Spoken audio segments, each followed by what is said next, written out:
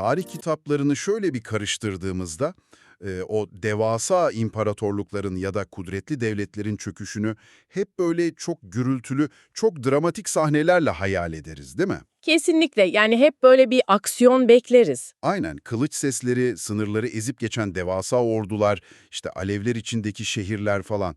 Yani zihnimiz büyük yapıların ancak böyle büyük ve kulakları sağır eden patlamalarla yok olabileceğine inanmaya programlı resmen. Oysa gerçekte o devasa yapıları yıkan süreç nasıl desem çok daha uzun, çok daha sessiz işliyor. Hı hı. Dışarıdan bakıldığında neredeyse tamamen görünmez bir şekilde ilerliyor. Yani yıkım orduların sınırda belirmesiyle değil de toplumun kendi içindeki o görünmez bağların kopmasıyla başlıyor aslında. İşte bugün bu derinlemesine incelemede tam da bu sessiz katili deşifre edeceğiz diyebilirim. Evet, çok çok kritik bir konu. Bugün elimizde insanın o alışılagelmiş siyaset ve tarih okumalarını böyle temelden sarsan çok çarpıcı bir metin var. Sapariklim'e ait Kayıtsızlık Öldüğünde Bir Halk Doğar adlı bir metin bu. Gerçekten inanılmaz analitik ve zihin açıcı bir kaynak. Değil mi? Yazarın ortaya koyduğu ana fikir o kadar sarsıcı ki, yani devletlerin ve toplumların kaderini belirleyen şeyin tanklar, tüfekler veya kusursuz anayasalar olmadığını, aksine çok daha derinden ilerleyen bir umursamazlık hali olduğunu kanıtlıyor. Evet, kesinlikle. Ve şu an bunu dinlerken şey diye düşünme lütfen, hani bu akademisyenlerin tartışacağı bir konu falan deme. Çünkü birazdan göreceğiz ki güçlü bir devletin veya çürüyen bir sistemin temeli meclis binalarında falan değil. Hayır, hiç oralarda başlamıyor. Aynen öyle. Doğrudan senin evindeki yemek masasında akşam ailenle veya arkadaşlarınla kurduğun ya da kurmadığın o iletişimde atılıyor her şeyin temeli. Zaten metnin gücü döküm olarak bu, mikro ve makro dünyalar arasındaki köprüyü kurmasından geliyor bence. Kesinlikle. Yani yazar kayıtsızlığı böyle basit bir tembellik ya da apolitik olma durumu olarak görmüyor. Doğrudan doğruya kurumsal bir tehdit, bir devletin varoluşsal krizi olarak konumlandırıyor bunu. Açıkçası bu bakış açısı çok vurucu. Öyle çünkü kayıtsızlık bir anda ortaya çıkıp her şeyi yıkmıyor, güven duygusunu yıllar, on yıllar boyunca böyle milim milim eritiyor. Bak, bunu gözümüzde canlandırmak için şöyle bir benzetme yapalım bence. Dışarıdan baktığında devasa böyle muhteşem bir mimariye sahip asırlık bir ahşap bina hayal et. Hı hı. Sütunları yerinde, çatısı ihtişamlı, dış cephe boyası falan kusursuz. Yani kağıt üzerinde her şey harika. O binayı koruyan yasalar var, ordusu var, kurumları çalışıyor gibi görünüyor. Ama içeride o kalın ahşap sütunların tam kalbinde milyonlarca küçük ağaç kurdu var değil mi? Tam olarak bu. Yavaş yavaş santim santim o taşıyıcı ahşabı içeriden kemiriyorlar. Yani yoldan geçen birinin bunu fark etmesi mümkün bile değil, ta ki ufak bir rüzgar, sıradan bir fırtına çıkana ve o devasa bina kendi ağırlığı altında bir anda un ufak olana kadar. İşte metnin bahsettiği o kayıtsızlık tam olarak bu ağaç kurtlarının o sessiz, o amansız kemirme eylemi aslında. İnanılmaz bir benzetme bu. Peki bu kemirme eylemi tam olarak neye yol açıyor? Bu tahribat toplum biliminde sosyal atomizasyon dediğimiz süreci tetikliyor.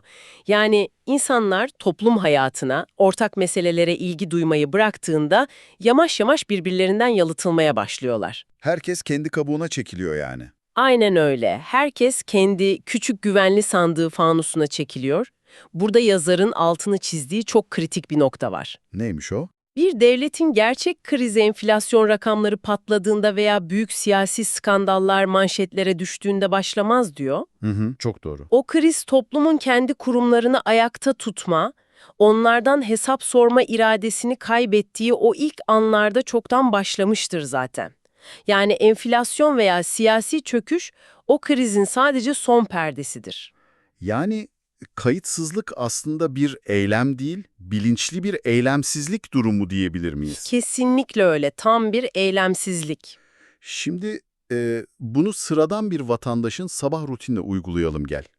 Uyanıyor, işte haberlere bakıyor, adaletsiz bir durum görüyor falan ve içinden sadece şunu geçiriyor. Ya benden ne köy olur ne kasaba, benim sesimi kim ne yapsın? Evet, maalesef çok tanıdık bir his. Benim elimden ne gelir ki hiçbir şey bana bağlı değil diyor mesela. Bu hani ilk bakışta sadece biraz karamsar, biraz yenilmiş bir ruh hali gibi duruyor. Sadece psikolojik bir yorgunluk gibi. Aynen öyle ama yazarın mantığına göre bu his Sadece psikolojik bir buhran değil aslında. Ben bunu daha çok bir tür otoimmün hastalığa benzetiyorum. Otoimmün hastalık mı? Bak bu çok ilginç bir yaklaşım. Yani şöyle, vücudun yani toplumun bağışıklık sistemi dışarıdan gelen tehditleri tanımayı bırakıyor. Nasıl olsa savaşsam da bir şey değişmeyecek diyerek kendi organlarının teker teker iflas etmesine izin veriyor resmen. Otoimmün hastalık mekanizması metnin ruhunu tam anlamıyla yansıtıyor bence. Çok çok yerinde bir benzetme oldu. Değil mi? Çok oturdu sanki. Kesinlikle. Çünkü o hiçbir şey bana bağlı değil inancı yayıldığında toplumun antikorları olan o hesap sorulabilirlik mekanizması ortadan kalkıyor. Hı hı. Kurumlar ancak kendilerinden hizmet veya şeffaflık talep edildiğinde sağlıklı çalışabilir. Yani insanlar bu talepten vazgeçtiğinde kurumlar yavaş yavaş çürümeye yüz tutar. O ağaç kurtları devreye giriyor işte. Aynen öyle. Çürüyen kurumlar hizmet üretemez, kaynakları israf eder ve tabii çöküş kaçınılmaz hale gelir.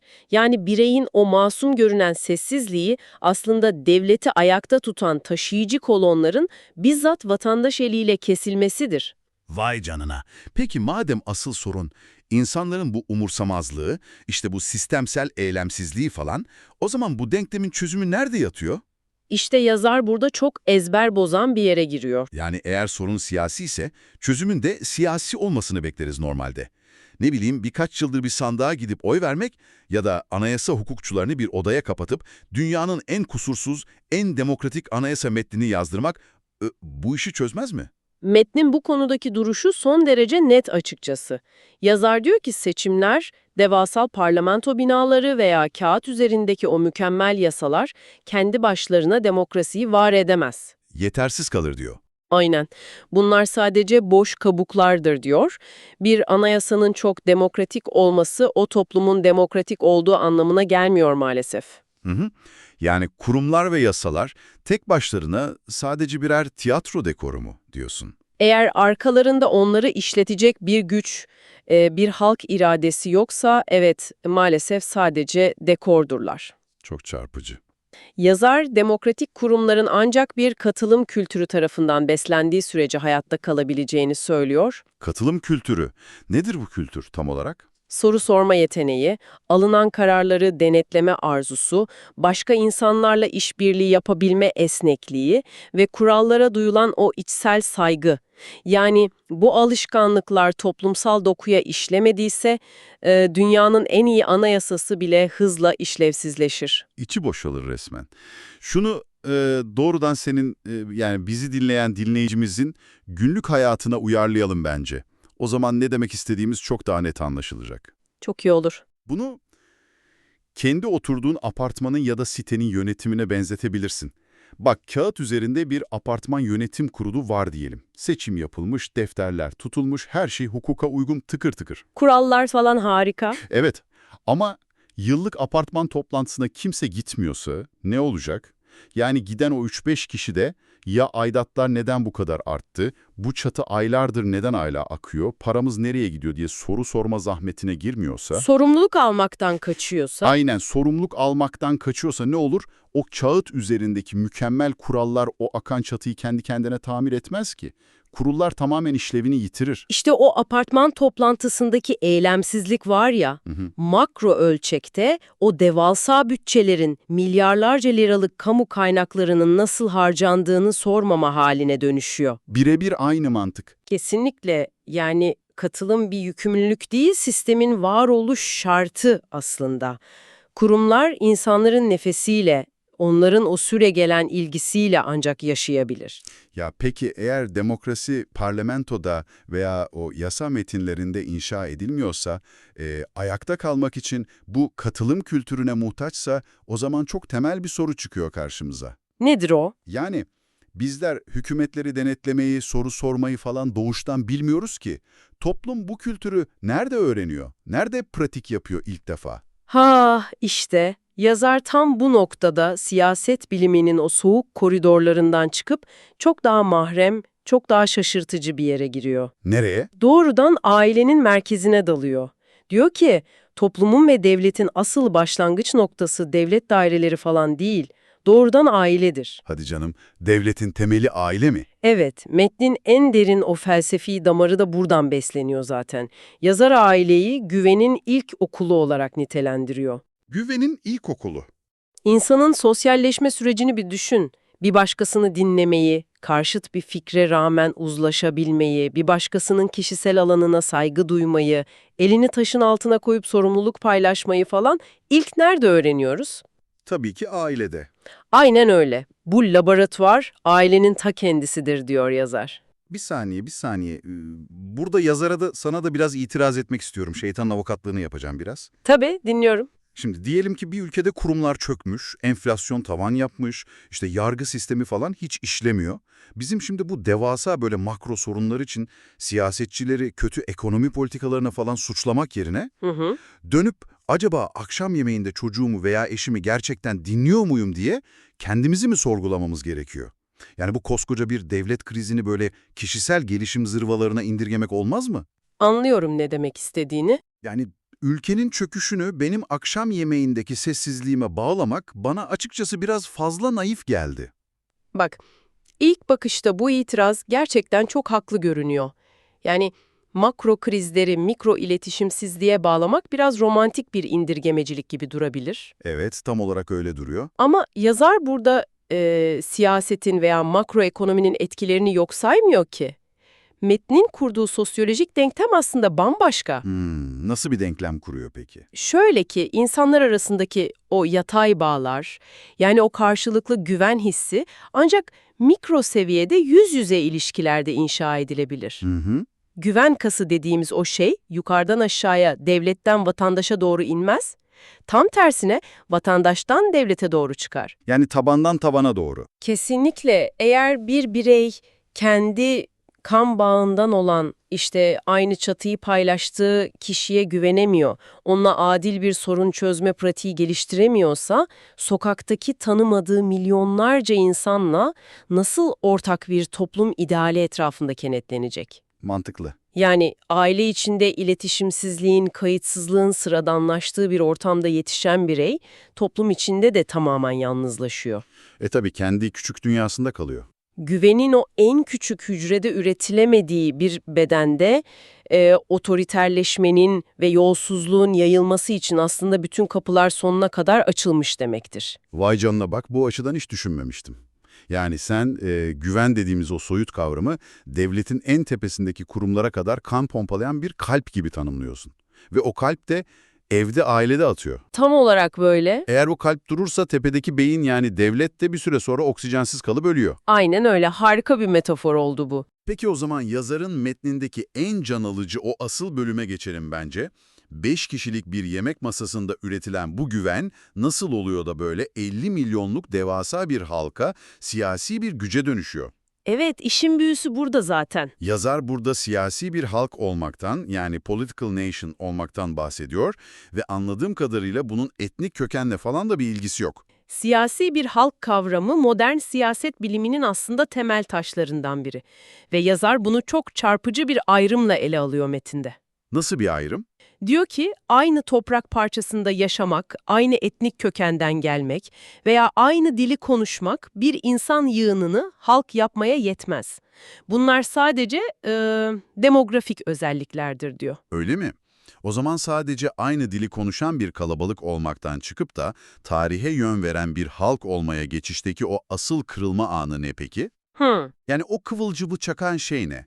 Ben bunun bilinçli bir karar, böyle psikolojik bir sıçrama noktası olduğunu seziyorum açıkçası. O sezişin son derece doğru.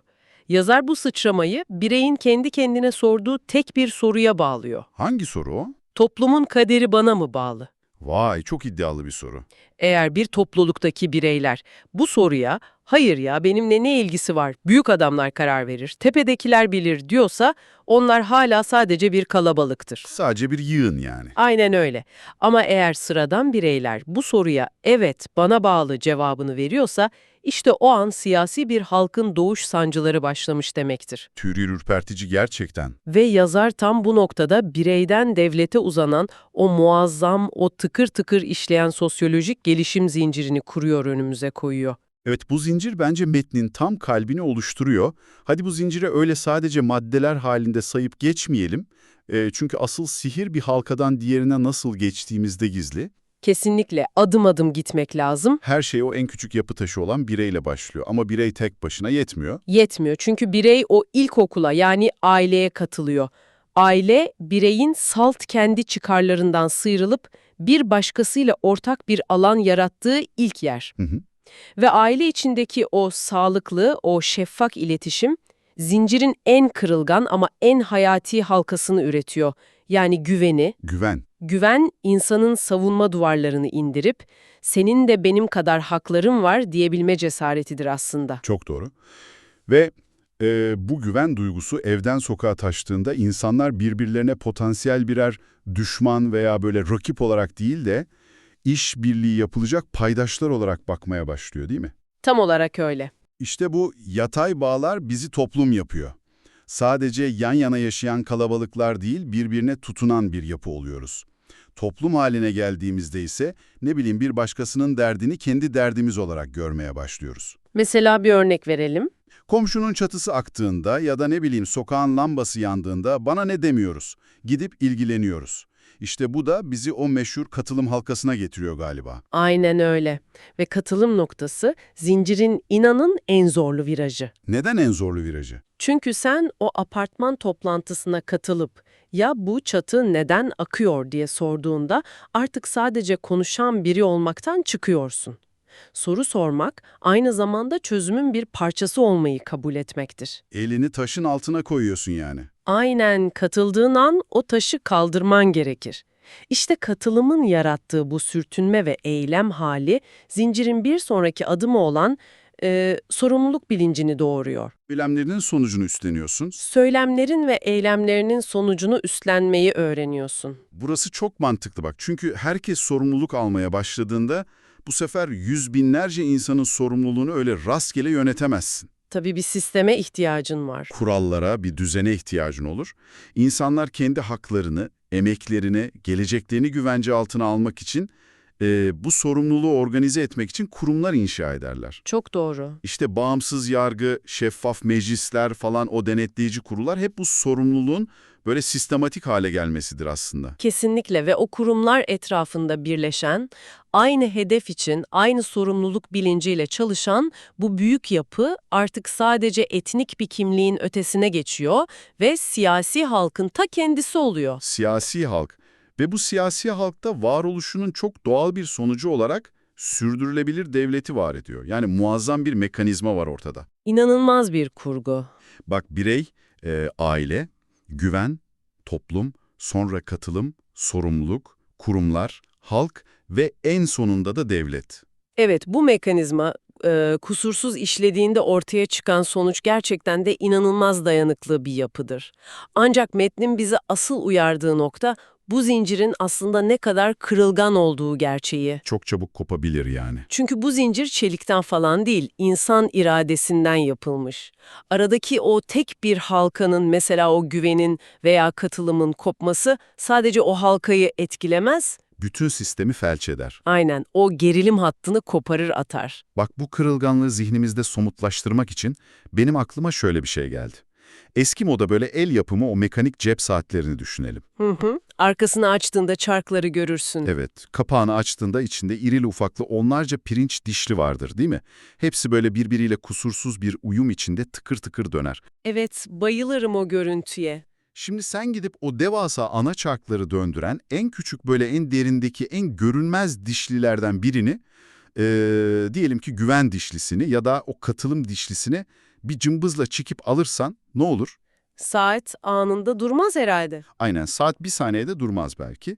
İçindeki o devasa çarkların ivmesiyle yelkovan böyle bir süre daha ilerlemeye çalışır. Saat çalışıyor gibi görünür dışarıdan. Ama çok yakında o mekanizmadaki o aktarıcı bağ koptuğu için o saat tamamen ve kalıcı olarak duracaktır. Yani devletin tepesindeki büyük kurumların görünüşte yerinde olması falan hiçbir şeyi değiştirmez aslında. Harika bir analoji oldu. Çünkü halkın ürettiği o enerji, o küçük dişlinin enerjisi kurumlara ulaşmamaktadır artık. Üstelik saatin dış kasasının som altından olması veya üzerinde dünyanın en prestijli markasının yazması da o saatin çalışmasını sağlamaz maalesef. Asla sağlamaz. Devletlerin çöküş anatomisi de birebir budur işte. İnsanlar o hiçbir şey bana bağlı değil zehrini içip o kayıtsızlığa düştüklerinde işte o bahsettiğin o küçük dişliler kırılır. Sessizce kırılırlar. Dışarıdan baktığında hala çok ihtişamlı bayrakları dalgalanan törenleri falan yapılan bir devlet görebilirsin.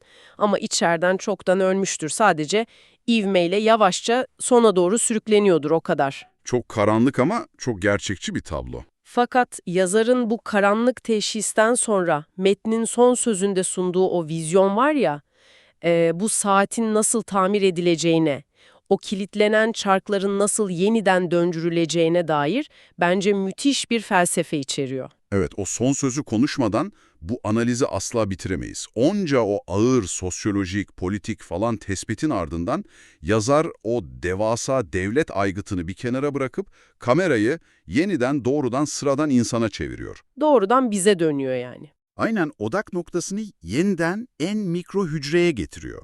Çünkü yazar bize şunun garantisini veriyor. Tarihi sadece o tarih kitaplarında okuduğumuz büyük liderler, fatihler, generaller falan yazmaz diyor. Öyle zannederiz ama. Tarihi şekillendiren asıl güç, günün birinde o görünmez dişliği kırmamaya, o otoimmün hastalığa teslim olmamaya karar veren milyonlarca sıradan insanın iradesidir. Çok güçlü bir mesaj.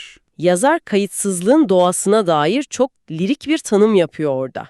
Diyor ki kayıtsızlık sessizdir, bağırmaz. Elinde pankartlarla böyle meydanlara inip protesto falan yapmaz. O sadece senin zihnine girer ve seni tek bir yalana ikna etmeye çalışır. Senden hiçbir şeyin değişmeyeceğine. Ne yaparsan yap, sistemin çarkları seni ezecek, o yüzden sadece kendi işine bak diyen o sinsi, o konforlu fısıltı değil mi? Ta kendisi. Ve o fısıltıya inandığın an toplum sadece bugününü değil, geleceğini de kaybetmeye başlar. Çok acı. Ancak bu mekanizmanın tersine çevrilebilir olması inanılmaz umut verici. Yani güveni onarmak, en küçük halkadan, kendi ailenden, kendi apartmanından falan, sokağından başlayarak yeniden inşa edilebilir. Yani o zincir aşağıdan yukarıya doğru tekrar dövülebilir diyorsun. Kesinlikle yazar tam olarak bunu vaat ediyor bize. Yazarın şu kapanış cümlesi sanırım bu metnin bütün ruhunu özetliyor aslında. Diyor ki eğer bir kişi bile bana fark etmez değil, benim için önemli umurumda derse bu çaba boşa gitmemiştir. Gerçekten vurucu bir son. İşte tam da bu noktada şu an bizi dinlerken kendi hayatını bir düşün. Bu inceleme sadece böyle entelektüel, işte havalı bir sosyoloji teorisi değildi. Kendi hayatındaki o ilk güven okuluna bir bak. Ailene, masana. Aynen.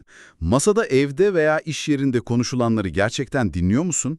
Yoksa ya nasıl olsa benim elimden bir şey gelmez diyen o sessiz kayıtsızlık kurdunun senin kurumlarını, senin o ikili ilişkilerini içeriden kemirmesine izin mi veriyorsun? O küçük dişlinin dönüp dönmemesi tamamen senin elinde aslında. Tamamen. Peki bugünkü bu derinlemesine incelememizi bitirmeden hemen önce sana zihninde böyle evirip çevirmen için bir konu daha bırakmak istiyorum. Merakla bekliyorum. Kaynak metnin biraz ötesine geçip bunu bugünün gerçekliğine taşıyalım gel. Yazar aileyi ve doğrudan o yüz yüze iletişimi falan güvenin ilk okulu olarak tanımlıyor değil mi? Evet, tüm teoriyi bunun üzerine kuruyor. Göz teması kurmayı, işte bir odayı paylaşıp birbirini dinlemeyi her şeyin temeline koyuyor. Peki ya bugünün dünyasında durum ne? Çok daha farklı tabii. Şöyle bir etrafına bak, akşam yemeklerinde bile herkesin kendi telefon ekranına gömüldüğü, asıl iletişimimizi ve o siyasi katılımımızı yüz yüze değil de sosyal medyada bizi sürekli böyle öfkelendiren veya kendi yankı odamızda uyuşturan algoritmalar aracılığıyla kurduğumuz bu hiper bağlantılı dijital çağda, Muazzam bir çelişki. acaba diyorum dijital olarak bütün dünyaya hiç olmadığımız kadar bağlı görünürken, arka planda o ahşabı kemiren kurtları devasa boyutlarda besliyor olabilir miyiz? Çok çok kışkırtıcı bir soru bu. Bir haksızlık gördüğümüzde sadece bir tweet atarak, bir gönderiyi beğenerek veya işte öfkeli bir emoji falan bırakarak toplumsal bir soruna katıldığımızı sanıyoruz çoğu zaman. Ama bu gerçek bir katılım mı? İşte sorun da bu. Bu gerçek o sürtünmeyi yaratan, o taşın altına elini koymanı gerektiren, sorumluluk getiren bir katılım mıdır? Yoksa ekranlarımız o kayıtsızlığımızı örttüğümüz, vicdanımızı böyle ucuza rahatlattığımız sinsi dijital bir maske mi sadece? İnsanın kendi kendine sormaya korktuğu cinsten bir soru bu gerçekten. Gerçek dünyadaki o kurumları çökeltecek büyük sessizliği böyle dijital bir gürültünün arkasında mı saklıyoruz acaba? Bunu bir düşün derim. Bu derinlemesine incelemede bizimle olduğun, bu karmaşık fikirleri bizimle birlikte eşelediğin için çok teşekkürler. Bir sonraki incelemede görüşmek üzere.